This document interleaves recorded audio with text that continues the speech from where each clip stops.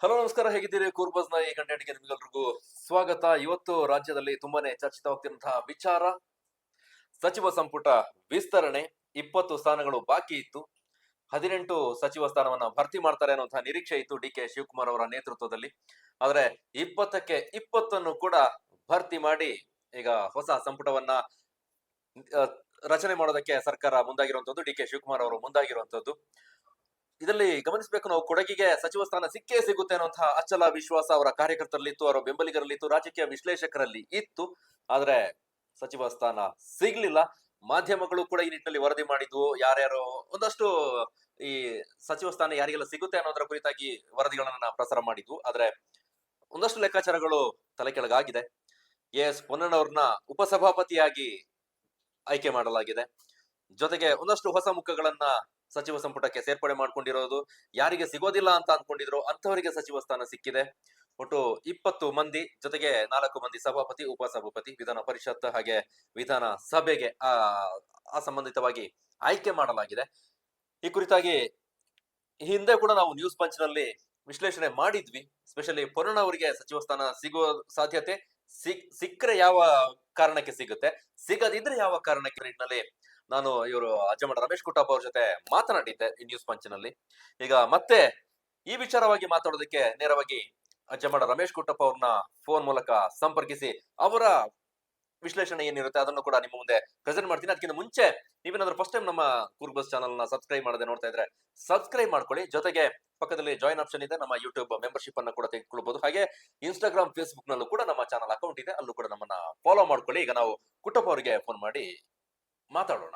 S, ಈಗ ನಮ್ಮ ಜೊತೆಗೆ ಫೋನ್ ಕಾಂಟ್ಯಾಕ್ಟ್ ಅಲ್ಲಿ ಹಿರಿಯ ಪತ್ರಕರ್ತರು, ಪ್ರತಿನಿಧಿ ಪತ್ರಿಕೆಯ ಮೈಸೂರು ಬ್ಯೂರೋ ಚೀಫ್ ಆಗಿರುವಂತಹ ಅಜ್ಜಮಠ ರಮೇಶ್ ಕುಟ್ಟಪ್ಪ ಅವರು ಸಂಪರ್ಕದಲ್ಲಿ ಇದ್ದಾರೆ. ಕುಟ್ಟಪ್ಪ ಅವರೇ ನಮಸ್ಕಾರ, ಹೇಗಿದ್ದೀರಿ? ನಮಸ್ತೆ, ಫೈನ್. ಸಚಿವ ಸಂಪುಟ ಬಹಳ ಸಮಯದ ಹಗ್ಗಜಗ್ಗಾಟದ ನಂತರ ಫೈನಲಿ ಒಂದು ತೀರ್ಮಾನಕ್ಕೆ ಬಂದಿದ್ದಾರೆ. ಅದರಲ್ಲಿ ಗಮನಿಸಬೇಕು, ಒಂದು 20ಕ್ಕೆ 20 ಕೂಡ ಭರ್ತಿ ಮಾಡ್ಕೊಂಡಿದ್ದಾರೆ. ಯಾರನ್ನು ಸಮಾಧಾನ ಪಡಿಸೋದಕ್ಕೆ ಒಂದು ಅವಕಾಶವನ್ನ, 2 ಅವಕಾಶ ಇಟ್ಕೊಳ್ಳಿಲ್ಲ. ಆದ್ರೆ ನಾವೀಗ ಮಾತಾಡ್ಬೇಕಾಗಿರೋದು ಕೊಡಗಿನ ಬಗ್ಗೆ. ಕೊಡಗಿಗೆ ದೊಡ್ಡ ನಿರೀಕ್ಷೆ ಇತ್ತು, ಇಬ್ಬರಿಗಲ್ಲದಿದ್ರು ಒಬ್ಬರಿಗೆ ಆದ್ರೂ ಅದರಲ್ಲೂ ಎಸ್ ಪೊನ್ನಣ್ಣವರಿಗೆ ಸಿಕ್ಕೇ ಸಿಗುತ್ತೆ ಅನ್ನುವಂತಹ ವಿಶ್ವಾಸ ಕಾಂಗ್ರೆಸ್ ಪಕ್ಷದವರಿಗೆ, ಜೊತೆಗೆ ಬಹುತೇಕ ರಾಜಕೀಯದಲ್ಲಿರೋರಿಗೆ ಇತ್ತು. ಆದ್ರೆ ಅದು ಈಡೇರ್ಲಿಲ್ಲ. ಕೇವಲ ಒಂದು ಡೆಪ್ಯೂಟಿ ಸ್ಪೀಕರ್ ಸ್ಥಾನವನ್ನ ಕೊಟ್ಟಿದ್ದಾರೆ. ಈ ಒಟ್ಟಾರೆ ಸಚಿವ ಸಂಪುಟವನ್ನ ಯಾವ ರೀತಿ ನೋಡ್ಬೋದು? ನಿಮ್ಮ ಫಸ್ಟ್ ರಿಯಾಕ್ಷನ್ ಏನಿದೆ ಇದ್ರ ಬಗ್ಗೆ? ಹೌದು, Congress high command D K Shivakumar ಅವರನ್ನ ಮುಖ್ಯಮಂತ್ರಿ ಆದ ನಂತರ ಮುಕ್ತವಾಗಿ ಆಡಳಿತ ನಡೆಸುವುದಕ್ಕೆ ಪೂರ್ಣವಾದಂತಹ ಅವಕಾಶ ಮಾಡಿಕೊಟ್ಟ ಹಾಗೆ ಕಾಣ್ತಾ ಇದೆ. ಸಹಜವಾಗಿ ಸಚಿವ ಸಂಪುಟದ ವಿಸ್ತರಣೆ ಸಂದರ್ಭದಲ್ಲಿ ಬಂಡಾಯ ಹೇಳುವುದನ್ನು ತಪ್ಪಿಸುವ ಉದ್ದೇಶದಿಂದ ಒಂದು ಕನಿಷ್ಠ 2-3 ಸಚಿವ ಸ್ಥಾನವನ್ನ ಖಾಲಿ ಇಟ್ಟುಕೊಂಡು ಸಮಾಧಾನ ಪಡಿಸುವ ಪ್ರಯತ್ನಗಳನ್ನ ಮಾಡ್ತಾರೆ. ಸಹಜವಾಗಿ ರಾಜ್ಯದಲ್ಲಿ ನಡೀತಾ ಬಂದಿರುವಂತದ್ದು. ಆದರೆ ಪೂರ್ಣ ಪ್ರಮಾಣದ ಸಚಿವ ಸ್ಥಾನವನ್ನ ಅಲಂಕರಿಸುವ ಅವಕಾಶವನ್ನ ಕಾಂಗ್ರೆಸ್ ಹೈಕಮಾಂಡ್ ಇವಾಗ ಮಾಡಿಕೊಟ್ಟಿದೆ. ಮುಖ್ಯಮಂತ್ರಿ ಸೇರಿದಂತೆ 34 ಸಚಿವರು ಸಹ ಇವತ್ತು ಸಚಿವರಾಗಿ ಜವಾಬ್ದಾರಿ ನಿರ್ವಹಿಸುವಂತಹ ಅವಕಾಶವನ್ನ ಹೈಕಮಾಂಡ್ ಕೊಟ್ಟಿದೆ. ಮುಖ್ಯಮಂತ್ರಿ ಸಿದ್ದರಾಮಯ್ಯ ಅವರು ಇದ್ದ ಕಾಲಘಟ್ಟದಲ್ಲಿ ಅವರ ಮುಖ್ಯಮಂತ್ರಿಗಳ ಕಾನೂನು ಸಲಹೆಗಾರರಾಗಿದ್ದಂತಹ ಎಸ್ ಪೊನ್ನಣ್ಣರವರು ರಾಜ್ಯದ ಗಮನ ಸೆಳೆದಿರು, ಅದರೊಂದಿಗೆ ರಾಷ್ಟ್ರ ಮಟ್ಟದ ಗಮನವನ್ನು ಸಹ ಗಮನ ಸೆಳೆದಿರು. ಹಲವಾರು ಪ್ರಕರಣಗಳು, ಗಂಭೀರ ಪ್ರಕರಣಗಳನ್ನ ಸಮರ್ಥವಾಗಿ ನಿಭಾಯಿಸುವುದರ ಮೂಲಕ ಮುಖ್ಯಮಂತ್ರಿ ಸೇರಿದಂತೆ ಹಲವಾರು ಸಚಿವರುಗಳು ಇರ್ಬೋದು, ಕಾಂಗ್ರೆಸ್ ಪಕ್ಷವನ್ನು ಇರ್ಬೋದು, ರಕ್ಷಿಸುವ ಕೆಲಸಗಳನ್ನ ಮಾಡ್ತಾ ಬಂದಿದ್ರು. ಮತ್ತೆ ಕಾಂಗ್ರೆಸ್ನ ವರಿಷ್ಠ ನಾಯಕರೊಂದಿಗೂ ಅವರು ನಿಕಟವಾದಂತ ಸಂಪರ್ಕವನ್ನು ಹೊಂದಿದ್ರು. ಅವರು ಸಚಿವರಾಗೇ ಆಗ್ತಾರೆ ಅಂತ ಹೇಳುವಂತ ಬಹು ನಿರೀಕ್ಷೆ ಇತ್ತು. ಆ ನಿರೀಕ್ಷೆ ಇವತ್ತು ಹುಸಿಯಾಗಿದೆ. ಬಹುಶಃ ಕಾಂಗ್ರೆಸ್ ಕೆಲವು ಹೊಸಬರಿಗೆ ಅವಕಾಶವನ್ನ ನೀಡಿರುವಂತಹ ಹೊರತುಪಡಿಸಿದಂತೆ ಎಲ್ಲ ಹಳೆಬರಿಗೆ ಮತ್ತೆ ಅವರು ಮಣೆ ಹಾಕಿರುವುದನ್ನ ನಾವು ಗಮನಿಸಬಹುದು. ಭ್ರಷ್ಟಾಚಾರದ ಆರೋಪದ ಹಿನ್ನೆಲೆಯಲ್ಲಿ ಜೈಲಿಗೆ ಹೋದಂತ ನಾಗೇಂದ್ರ ಅವರು ಇರ್ಬೋದು, ವೈದ್ಯ ಅವರು ಇರ್ಬೋದು, ಮತ್ತೆ ಅವರು ಸಚಿವ ಸಂಪುಟಕ್ಕೆ ಇವತ್ತು ಸೇರಿಸಿಕೊಂಡಿದ್ದಾರೆ. ಬಹುಶಃ ಕಾಂಗ್ರೆಸ್ ಬೇರೆ ಬೇರೆ ವಿಚಾರಗಳನ್ನ ಗಮನದಲ್ಲಿ ಇಟ್ಟುಕೊಂಡು ಸಚಿವರನ್ನ ಆಯ್ಕೆ ಮಾಡಿದೆ ಅಂತ ಅನಿಸ್ತದೆ. ಈ ಪೊನ್ನಣ್ಣವರಿಗೆ ಡೆಪ್ಯೂಟಿ ಸ್ಪೀಕರ್ ಕೊಟ್ಟಿರೋದು ಕೇವಲ ಏನೋ ಒಂದು ಸಮಾಧಾನ ಪಡಿಸುವ ಒಂದು ತಂತ್ರ ಅಂತ ಅನ್ಸೋದಿಲ್ಲ? 100% ಅದು ಸಮಾಧಾನ ಪಡಿಸುವ ಉದ್ದೇಶದಿಂದನೇ ನೀಡಿದ ಹಾಗೆ ಇದೆ. ಕೊಡಗಿನ ವಿರಾಜಪೇಟೆ ಕ್ಷೇತ್ರದ ಶಾಸಕರಾಗಿ 3 ವರ್ಷಗಳನ್ನ ಅವಧಿಯನ್ನ ಪೂರೈಸಿರುವಂತಹ ಪೊನ್ನಣ್ಣವರು ಪ್ರಾಯದಲ್ಲೂ ಸಣ್ಣವರು, ಜನಪ್ರತಿನಿಧಿಯಾಗಿಯೂ ಸಹ ಸಣ್ಣ ಅಲ್ಪಾವಧಿಯನ್ನ ಹೊಂದಿರುವಂತವರು. ತುಂಬಾ ಹಿರಿಯರಾಗಿಲ್ಲ, ಹಿರಿಯ ರಾಜಕಾರಣಿಗಳೇನಲ್ಲ, ಅಥವಾ ಮಾಗಿ ತುಂಬಾ ಕೆಲಸಗಳನ್ನ ಮಾಡಿದ ನಂತರ ಅಲಂಕರಿಸುವ ಸ್ಥಾನವನ್ನ ಈಗ ಅವರಿಗೆ ಕೊಟ್ಟಾಗೆ ಕಾಣುತ್ತೆ. ಡೆಪ್ಟಿ ಸ್ಪೀಕರ್ ಕೊಟ್ಟಿರೋ ಕಾರಣಕ್ಕಾಗಿ ಅವರು ಯಾವ ನಿರ್ಧಾರ ತೆಗೆದುಕೊಳ್ತಾರೆ ಅಂತ ಹೇಳುವಂತಹ ಕುತೂಹಲ ಸಹ ಇದೆ. ಕೊಡಗಿಗೆ KG ಬೋಪಯ್ಯನವರು, ಜಗದೀಶ್ ಶೆಟ್ಟರ್ ಅವರು ಮುಖ್ಯಮಂತ್ರಿ ಆಗಿದ್ದಾಗ ವಿಧಾನಸಭೆಯ ಉಪಾಧ್ಯಕ್ಷರಾಗಿ ಡೆಪ್ಟಿ ಸ್ಪೀಕರ್ ಆಗಿ ಅವಧಿಯನ್ನು ಅಧಿಕಾರವನ್ನ ನಡೆಸಿದರು. ಆ ನಂತರ ಯಡಿಯೂರಪ್ಪರವರು ಮುಖ್ಯಮಂತ್ರಿ ಆಗಿದ್ದಾಗ ಅವರು ವಿಧಾನಸಭೆಯ ಅಧ್ಯಕ್ಷರಾದರು, ಸ್ಪೀಕರ್ ಆಗಿ ಕಾರ್ಯನಿರ್ವಹಿಸಿದರು. ಹಾಗೆ ನೋಡೋದಾದ್ರೆ ವಿರಾಜಪೇಟೆ ಕ್ಷೇತ್ರಕ್ಕೆ 2ನೇ ಬಾರಿಗೆ ಡೆಪ್ಟಿ ಸ್ಪೀಕರ್ ಅವಕಾಶ ಇವತ್ತು ಸಿಗ್ತಾ ಇದೆ. ಕಾಂಗ್ರೆಸ್ ಹೈಕಮಾಂಡ್ ಸಚಿವರಾಗುವಂತಹ ನಿರೀಕ್ಷೆಯಲ್ಲಿದ್ದಂತಹ ಪೊನ್ನಣ್ಣ ಅವರಿಗೆ ವಿಧಾನಸಭೆಯ ಉಪಾಧ್ಯಕ್ಷರಾಗಿ ಆಯ್ಕೆ ಮಾಡುವುದರ ಮೂಲಕ ಹಲವಾರು ವಿಚಾರಗಳ ಬಗ್ಗೆ ಯೋಚನೆ ಮಾಡುವ ರೀತಿಗೆ ಅವರನ್ನ ತಳ್ಳಿ ಹಾಕಿದೆ ಅಂತ ಅನಿಸ್ತದೆ. ಯಾಕಂದ್ರೆ ಅವರು ಸಕ್ರಿಯವಾಗಿ ರಾಜಕೀಯದಲ್ಲಿ ಒಬ್ಬ ಸಂಸದೀಯ ಪಟುವಾಗಿ ಕಾನೂನು ಪಾಂಡಿತ್ಯವನ್ನು ಹೊಂದಿದ್ದು, ಶಾಸನ ಸಭೆಯಲ್ಲಿ ಇರ್ಬೋದು, ರಾಜಕೀಯವಾಗಿರ್ಬೋದು, ಹಲವಾರು ವಿಚಾರಗಳನ್ನ ಮುಕ್ತವಾಗಿ ಮಾತನಾಡುವಂತ ಒಬ್ಬ ಸಂಸದೀಯ ಪಟುವಾಗಿ ರೂಪಿತ ಆಗುವಂತ, ಸಾರ್ವಜನಿಕರೊಂದಿಗೆ ಬೆರೆಯುವಂತ ಅವಕಾಶಗಳು ಒಬ್ಬ ಶಾಸಕನಾಗಿ ಅಥವಾ ಪಕ್ಷದ ನಾಯಕನಾಗಿ ಇತ್ತು. ಅವರು ಕೆಪಿಸಿಸಿಯ ವಕ್ತಾರರಾಗಿ ಕೆಲಸ ಮಾಡಿದ್ದಾರೆ. ಕಾನೂನು ವಿಭಾಗದ ಅಧ್ಯಕ್ಷರಾಗಿ ಕರ್ನಾಟಕ ಪ್ರದೇಶ ಕಾಂಗ್ರೆಸ್ನ ಕಾನೂನು ವಿಭಾಗದ ಅಧ್ಯಕ್ಷರಾಗಿ ಕೆಲಸ ಮಾಡಿದ್ದಾರೆ. ಅವರು ಒಂದು ಲೆಕ್ಕದಲ್ಲಿ ನೋಡಿದ್ರೆ ರಾಜಕೀಯವಾಗಿ ಬೆಳೀತಿರುವಂತರು, ಅಪಾರವಾದಂತಹ ಹಿರಿಯ ವಕೀಲರಾಗಿ ಅಪಾರವಾದ ಕಾನೂನು ಪಾಂಡಿತ್ಯವನ್ನು ಹೊಂದಿ ಅವರು ಹೆಸರು ಪಡಿಸಿದ ನಂತರ ಸಕ್ರಿಯ ರಾಜ್ಯಕ್ಕೆ ತೊಡಗಿಸಿಕೊಂಡ ನಂತರ ಅಲ್ಪಾವಧಿಯಲ್ಲಿ ಬಹಳ ಮಟ್ಟದಲ್ಲಿ ಗುರುತಿಸಿಕೊಂಡಿರುವವರು. ಈಗ ಅವರು ಡೆಪ್ಟಿ ಸ್ಪೀಕರ್ ಅನ್ನ ಅಲಂಕರಿಸುವ ನಿರ್ಧಾರವನ್ನು ತೆಗೆದುಕೊಂಡಲ್ಲಿ ಅವರು ಸಹಜವಾಗಿ ಸಕ್ರಿಯ ರಾಜಕೀಯದಿಂದ ಹೊರಗಿರಬೇಕಾಗುತ್ತದೆ. ಕಾಂಗ್ರೆಸ್ ಪಕ್ಷದ ಬಹಿರಂಗ ಸಮಾವೇಶಗಳಿರ್ಬೋದು, ಸಭೆ ಸಮಾರಂಭಗಳಿರ್ಬೋದು, ಅವರು ನಡೆಸುವಂತಹ ಕಾರ್ಯಚಟುವಟಿಕೆಗಳಿರ್ಬೋದು, ಪ್ರತಿಭಟನೆಗಳಿರ್ಬೋದು, ಇಂಥದಲ್ಲಿ ಒಬ್ಬ ಡೆಪ್ಟಿ ಸ್ಪೀಕರ್ ಆಗಿ ಅವರು ಆ ಅವಕಾಶವನ್ನ ಪಡೆಯುವಂತ ಅವಕಾಶಗಳಿಲ್ಲ. ಅವರು ತೆರೆಮರೆಗೆ ಸಹಜವಾಗಿ ಸರಿಯುವಂತ ರಾಜಕೀಯವಾಗಿ ತೆರೆಮರೆಗೆ ಇದ್ದ ಸ್ಥಾನವನ್ನ ನಿಭಾಯಿಸಬೇಕಾಗುತ್ತೆ. ಬಹಳ ಗೌರವಿತ ಸ್ಥಾನವನ್ನ ಇದ್ರೂ ಸಹ ರಾಜಕೀಯವಾಗಿ ಅದು ಸಹ್ಯವಾದಂತ ಪೋಸ್ಟ್ ಅಲ್ಲ. ಈ ಡೆಪ್ಟಿ ಸ್ಪೀಕರ್ ಇರ್ಬೋದು, ಈ ಸ್ಥಾನಗಳನ್ನೆಲ್ಲ ಸಕ್ರಿಯದ ರಾಜಕೀಯದಲ್ಲಿ ಇರುವವರು, ರಾಜಕೀಯ ಉನ್ನತಿಯಲ್ಲಿ ಇರುವವರು ಈ ಸ್ಥಾನಗಳನ್ನ ಸ್ವೀಕರಿಸಲು ಇಷ್ಟಪಡೋದಿಲ್ಲ. ಬಹುತೇಕ ಸಂದರ್ಭದಲ್ಲಿ ಹಿರಿಯರಾಗಿದ್ದು ಬೇರೆ ಯಾವುದೇ ಸ್ಥಾನಗಳಿಲ್ಲದಿರುವಾಗ ಆ ಹಿರಿತನದ ಆಧಾರದಲ್ಲಿ ಆ ಸ್ಥಾನಗಳಿಗೆ ಸಹಜವಾಗಿ ಬರ್ತಾರೆ. ಇನ್ನೊಂದು ಸ್ಪೀಕರ್ ಆದವರು ಮುಂದಿನ ಚುನಾವಣೆ ಗೆಲ್ಲೋದಿಲ್ಲ ಅಂತ ಹೇಳುವಂತ ಭಾವನೆ ಇರುವುದ ಕಾರಣಕ್ಕಾಗಿ, ಮತ್ತೆ ಜನ ಸಕ್ರಿಯವಾದ ರಾಜಕೀಯದಲ್ಲಿ ತೊಡಗಿಸಿಕೊಳ್ಳಕ್ಕೆ ಅವಕಾಶ ಇಲ್ಲದ ಕಾರಣಕ್ಕಾಗಿ, ಬೇರೆ ಬೇರೆ ಕಾರಣಗಳಿಗಾಗಿ ಅವರು ಸಾರ್ವಜನಿಕರಿಂದ ಮುಕ್ತವಾಗಿ ಬಹಿರಂಗವಾಗಿ ಗುರುತಿಸಿಕೊಳ್ಳುವಂತ ಅವಕಾಶಗಳು ಕಡಿಮೆಯಾಗ್ತಾ ಹೋಗ್ತದೆ. ಹಾಗಾಗಿ ಅವರು ಸಹಜವಾಗಿ ಆ ನಂತರದ ನಡುವ ಚುನಾವಣೆಗಳಲ್ಲಿ ಸಾಕಷ್ಟು ಜನ ಸೋಲನ್ನಪ್ಪುವುದನ್ನು ನಾವು ಗಮನಿಸ್ತಾ ಬಂದಿರಬಹುದು. ಆ ಕಾರಣಕ್ಕಾಗಿ ಆ ಸ್ಥಾನಗಳನ್ನ ಯಾರು ಸ್ವೀಕಾರ ಮಾಡಕ್ಕೆ ಹೋಗೋದಿಲ್ಲ. ಯೂಶುವಲಿ ತುಂಬಾ ರಾಜಕೀಯವಾಗಿ ಮುಗೀತು, ನಮ್ದೇನು ಸಾಕು, ಪರವಾಗಿಲ್ಲ ಅಂತ ಹೇಳುವಂತ ಸಂದರ್ಭದಲ್ಲಿ ಅಷ್ಟೇ ನೀಡುವಂತದ್ದು. ಈಗ ಕಳೆದ ಬಾರಿಯೇ ಸ್ಪೀಕರ್ ಆಗಿದ್ದಂತ ಯುಟಿ ಖಾದರ್ ಅವರು ತಕ್ಷಣ ಆ ಸ್ಥಾನದ ಬಗ್ಗೆ ಬೇಡ ಅಂತ ಹೇಳುವ ರೀತಿಯಲ್ಲೇ ಇದ್ರು. ಅವರು ಡಿ.ಕೆ. ಶಿವಕುಮಾರ್ ಸಚಿವ ಸಂಪುಟದಲ್ಲಿ ಮತ್ತೆ ಈಗ ಸಚಿವರಾಗಿ ಆರೋಗ್ಯ ಸಚಿವರ ಖಾತೆಯನ್ನ ಜವಾಬ್ದಾರಿ ನಿರ್ವಹಿಸುತ್ತಿರುವಂತನ್ನ ನಾವು ಗಮನಿಸಬಹುದು. ಪೊನ್ನಣ್ಣವರ ನಿರ್ಧಾರ ಏನಾಗಿರ್ಬೋದು, ಯಾವ ರೀತಿ ನಿರ್ಧಾರ ಅವರು ಅದನ್ನ ಆಕ್ಸೆಪ್ಟ್ ಮಾಡ್ಕೊಳ್ಬಹುದಾ ಅಥವಾ ಏನಿರ್ಬೋದು? ಸಹಜವಾಗಿ ಪಕ್ಷವನ್ನ ಇಕ್ಕಟ್ಟುಗಳಿಂದ ರಕ್ಷಣೆ ಮಾಡ್ತಾ ಬಂದಂತ ಪೊನ್ನಣ್ಣನ ಇವತ್ತು ಇಕ್ಕಟ್ಟಿಗೆ ಸಿಕ್ಕಿಸುವ ಕೆಲಸವನ್ನ ಕಾಂಗ್ರೆಸ್ ವರಿಷ್ಠ ನಾಯಕರು ಮಾಡಿದ್ದಾರೆ ಅಂತ ಅನಿಸ್ತಾ ಇದೆ ನನಗೆ. ಯಾಕೆಂದ್ರೆ ಏನು ಇಲ್ಲದಿರುವಾಗ ಒಂದು ಸ್ಥಾನ ಇದೆ ಅಂತ ಹೇಳುವಾಗಷ್ಟೇ ಆ ಸ್ಥಾನವನ್ನ ಪಡ್ಕೊಳ್ಬೇಕಾಗುತ್ತೆ. ಬೆಳೆಯುತ್ತಿರುವ ರಾಜಕಾರಣಿ, ಜನ ವಲಯದೊಟ್ಟಿಗೆ ಬೆರೆತು ಕೆಲಸ ಮಾಡಬೇಕಾದಂತವ್ರು, ಇನ್ನೂ ಸಾಕಷ್ಟು ರಾಜಕೀಯದಲ್ಲಿ ಪಳಗಬೇಕಾದವರು, ರಾಜಕೀಯದಲ್ಲಿ ತಿಳ್ಕೊಳ್ಬೇಕಾಗಿರುವವರು, ಜನಸೇವೆ ಮಾಡಬೇಕಾದಂತ ಒಬ್ಬ ನಾಯಕನನ್ನ ಇವರು ಬೆಳೆಯಬೇಕಾದಂತ ಒಂದು ಪ್ರತಿಭೆಯನ್ನ ಕಾಂಗ್ರೆಸ್ ಅವಕಾಶ ಕೊಡುವ ಬದಲು ಚಿವುಟಿತ ರೀತಿಯಲ್ಲಿ ಕಾಣ್ತಾ ಇದೆ. ಪ್ರಾದೇಶಿಕವಾಗಿ ಯೋಚನೆ ಮಾಡಕ್ಕಿದ್ರು ಸಹ ಕೊಡಗು ಕಳೆದ 14 ವರ್ಷದಿಂದ ಸಚಿವ ಸ್ಥಾನವನ್ನ ಪಡ್ಕೊಂಡಿಲ್ಲ. ಅಥವಾ ಇದುವರೆಗೂ ಕೊಡಗಿನ ಕೆಲವು ಬೆರಳೆಣಿಕೆಯಷ್ಟು ರಾಜಕಾರಣಿಗಳು ರಾಜ್ಯ ಮಟ್ಟದಲ್ಲಿ ಗಮನ ಸೆಳೀತಾ ಬಂದಿರುವುದನ್ನ ನಾವು ನೋಡಬಹುದು. ಈಗ ಎ.ಕೆ. ಸುಬ್ಬಯ್ಯ ಅವರಿರ್ಬೋದು, ಎಂ.ಸಿ. ನಾಣಯ್ಯರವರು ಇರ್ಬೋದು, ಗುಂಡೂರಾವ್ ಇರ್ಬೋದು, ಹೀಗೆ ಕೆಲವು ಜನಗಳು ರಾಜ್ಯ ಮಟ್ಟದಲ್ಲಿ ಗಮನ ಸೆಳೆದಿರುವಂತಹ ಕೊಡಗಿನ ರಾಜಕಾರಣಿಗಳು. ಅದು ಹೊರತುಪಡಿಸಿದಂತೆ ಕೇವಲ ಅವರವರ ಕ್ಷೇತ್ರಕ್ಕೆ ಸೀಮಿತವಾಗಿ ಕೆಲಸ ಮಾಡುವವರು ಅಲ್ಲಿ ಇಲ್ಲಿ ಒಂದಿಷ್ಟು ಹೆಸರು ಮಾಡಿದವರು ಅಷ್ಟೇ ಇದ್ರು.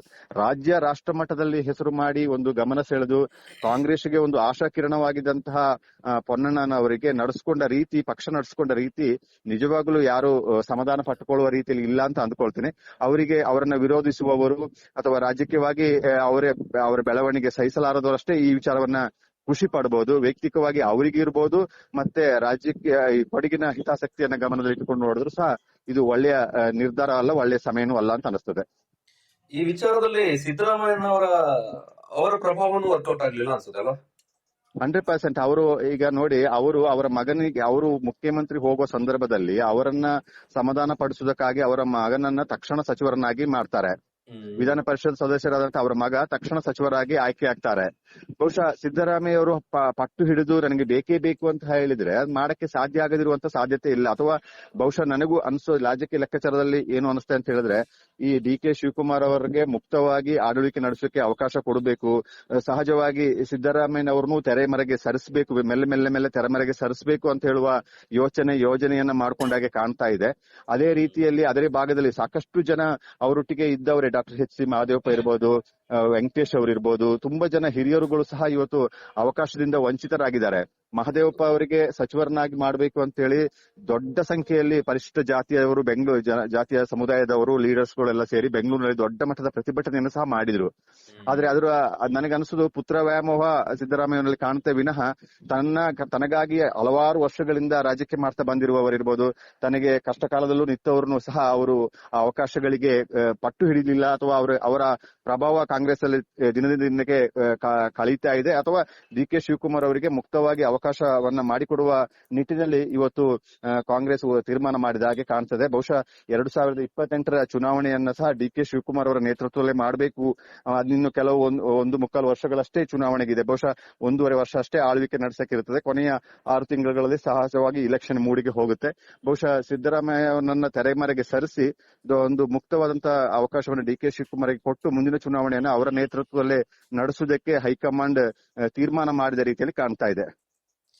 ಈ ಡೆಪ್ಯೂಟಿ ಸ್ಪೀಕರ್ ಇಂದ ಕೊಡಗಿಗೆ ಏನ್ ಒಂದ್ ವೇಳೆ ಅವ್ರು ವಹಿಸ್ಕೊಂಡ್ರೆ ಯಾವ ರೀತಿ ಲಾಭ ಆಗ್ಬೋದು? ಒಂದು ಅಭಿವೃದ್ಧಿ ನಿಟ್ಟಿನಲ್ಲಿ, ಅಥವಾ ರಾಜಕೀಯವಾಗಿ ಅಷ್ಟು ಲಾಭ ಆಗೋದಿಲ್ಲ, ಅಭಿವೃದ್ಧಿ ವಿಚಾರದಲ್ಲಿ ಏನಾದ್ರು ಲಾಭ ಆಗೋ ಸಾಧ್ಯತೆ ಇದೆಯಾ? ಅಲ್ಲ, ಅಭಿವೃದ್ಧಿ 100% ಆಗುತ್ತೆ. ಈಗ ವಿಧಾನಸಭೆಯ ಕಾರ್ಯಕಲಾಪಗಳನ್ನ ಮಾಡಿಸುವ ಸಂದರ್ಭದಲ್ಲಿ ವಿಧಾನಸಭೆಯ ಅಧ್ಯಕ್ಷರು ಅನುಪಸ್ಥಿತಿಯಲ್ಲಿ ಆ ಸದನವನ್ನ ನಡೆಸುವಂತ ಜವಾಬ್ದಾರಿಯನ್ನ ವಿಧಾನಸಭೆಯ ಉಪಾಧ್ಯಕ್ಷರು ನಿರ್ವಹಿಸ್ತಾರೆ.